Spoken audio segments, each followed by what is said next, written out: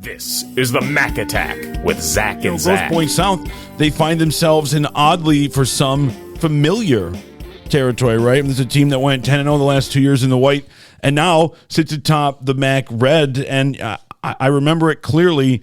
Tim Brandon said to me in the offseason, before any of the no football happened, that, we know that it's going to be a challenge stepping up into the red, but we're not going to change our expectation. We're not going to change what we do. We will bring that competition to us. And that's what happened. And to think now that we could potentially have a team that entered the MAC Red, the hardest division in arguably one of the hardest divisions in the state of Michigan, coming from the white, could potentially win the division this year. I mean, if you told me at the beginning of the year that they were even in this position, I wouldn't have believed you. I agree with you, But here Bryce. they are, and they're playing really well. I mean, we had him. I'll be honest. We had him at 6. And shame on us. Yeah.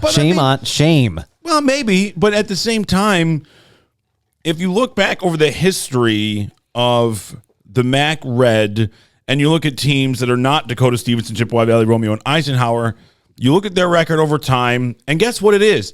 Bad. It's very unsuccessful. It's bad. And you look at some of these teams, and you look at the white, and you say, oh, good football teams. Yes, they are, but the level of competition, I think Anchor Bay, I know there are some differentiating circumstances that separate them from this year to last, but Anchor Bay's 3-1 right now. Yeah. Right? They couldn't win a game in the red over 2 years, and now they've won 75% of their white games. Yeah.